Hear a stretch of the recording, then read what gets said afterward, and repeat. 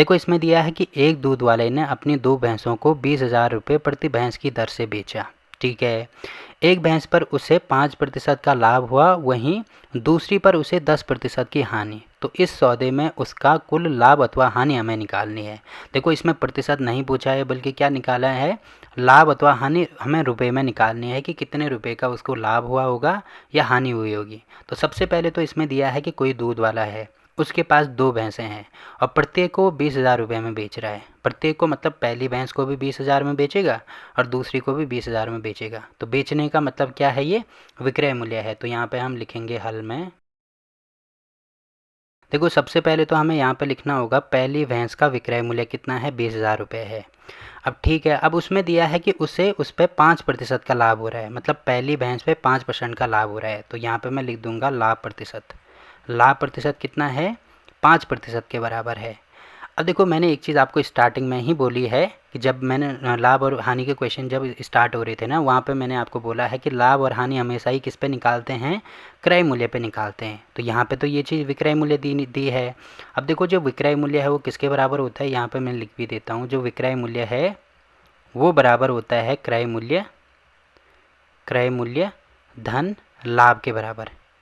ठीक है, ये चीज़ मैं आपको स्टार्टिंग में ही बता चुका हूँ, तो ये वाला फॉर्मूला आपको याद रखना है।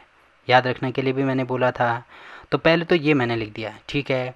अब देखो यहाँ पे हमें विक्रय मूल्य दिया है 20,000, क्रय मूल्य मुझे नहीं दिया है। तो जो चीज़ें हमें अपनी तरफ से नहीं दी जाती हैं या क्वेश्चन में नहीं दी जाती हैं, तो उसको हम अपनी तरफ से कुछ मानते हैं। तो यहाँ पे लिखेंगे माना, तो यहाँ पे लिखेंगे माना क्रय मूल्य बराबर x रुपये। ठीक है, अब देखो क्रय मूल्य हमें मिल गया। तो यहाँ पे देखो जो विक्रय मूल्य है वो हमें दिया है 20,000 के बराबर। तो यहाँ पे विक्रय मूल्य की जगह पे मैं 20,000 लिख सकता हूँ। ठीक है, बराबर क्रय मूल्य कितना माना है हमने, x माना है, तो ये हो जाएगा x रुपये। धन लाभ, देखो लाभ कितना है, 5%। तो मैंने बोला था कि लाभ हमेशा क्रय मूल्य पर निकलता है, मतलब x का हमें क्या निकालना होगा, 5% निकालना होगा। तो 5 और प्रतिशत के लिए बटे में 100 लिख देंगे।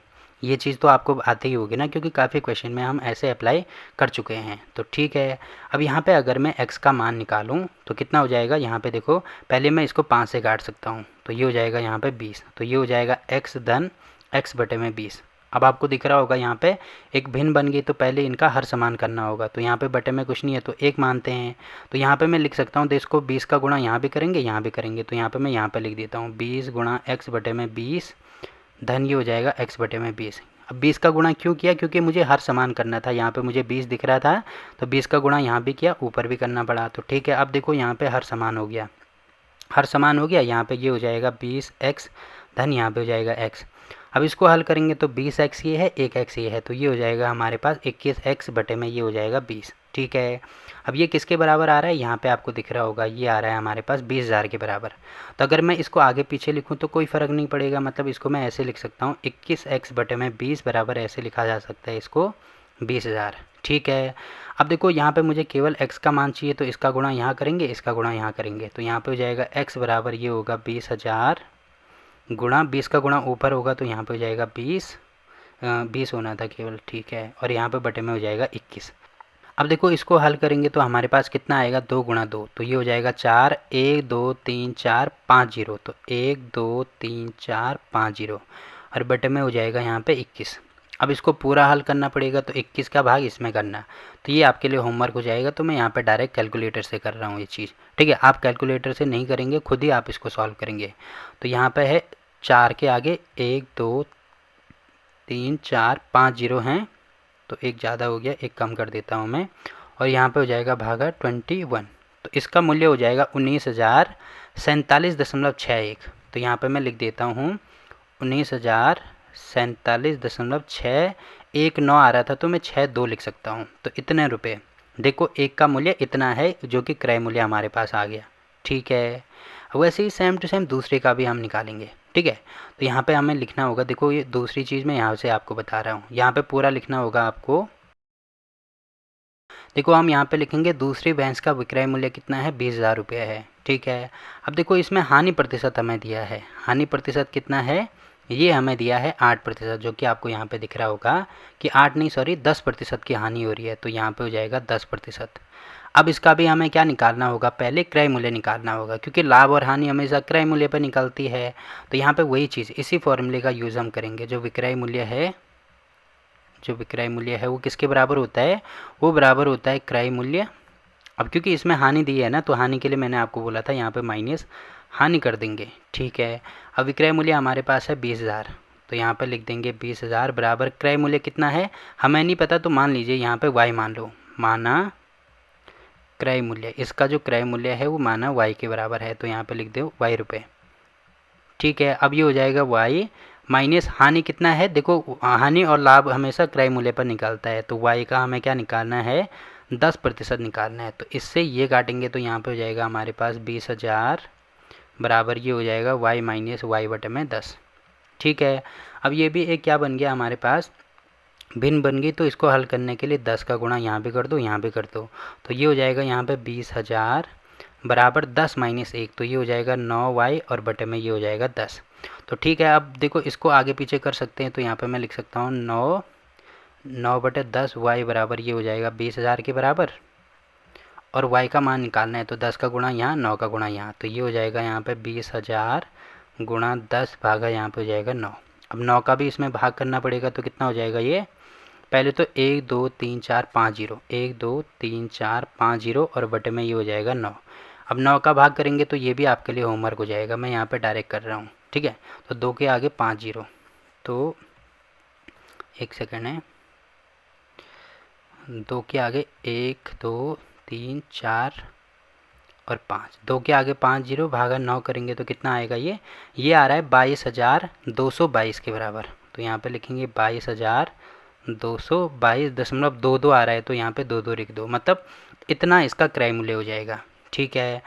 अब देखो इसमें ये चीज़ हमें दी है, देखो पहली भैंस को इतने में ख़रीदा जा रहा है और दूसरे को इतने में ख़रीदा जा रहा है, तो कुल क्रय मूल्य यहाँ पे निकाल दो। टोटल जो क्रय मूल्य है वो कितना हो जाएगा, वो हो जाएगा 19,047.62। पहली भैंस को इतने में ख़रीद रहा है और दूसरी भैंस को 22,222.22 में ख़रीद रहा है, ठीक है। अब इनको जोड़ेंगे तो यहाँ पे आपको दिखेगा कितना आएगा, ये आएगा 2 और 2 ये हो जाएगा 4, 6 और 2 ये हो जाएगा 8.789 ये हो जाएगा 4 5 6, ठीक है। फिर यहाँ पे 2 है तो यहाँ पे भी 2, फिर 9 और 2 11 को 1 2 और 1 3 और 1 4, मतलब टोटल वो ख़रीद रहा है 41,269 रुपये में, और वो बेच कितने में रहा है, यहाँ पे लिखेंगे विक्रय मूल्य। विक्रय मूल्य देखो एक भैंस को 20,000 में बेच रहा है और दूसरी भैंस को भी वो 20,000 में बेच रहा है, तो कुल विक्रय मूल्य उसका हो जाएगा, टोटल कितना हो रहा है 40,000 उसका विक्रय मूल्य हो रहा है, ठीक है। तो यहाँ पे 40,000 हो गया। अब देखो उसका लाभ अथवा हानि निकालनी है, तो इसको हम माइनस करेंगे ना, लाभ अथवा हानि निकालनी है अगर, या अगर ऐसे आपको समझ में नहीं आ रहा है तो ये चीज़ मैंने आपको बोली थी, तो जो विक्रय मूल्य होता है, जो विक्रय मूल्य होता है वो बराबर होता है क्रय मूल्य, क्रय मूल्य प्लस लाभ के बराबर, ठीक है।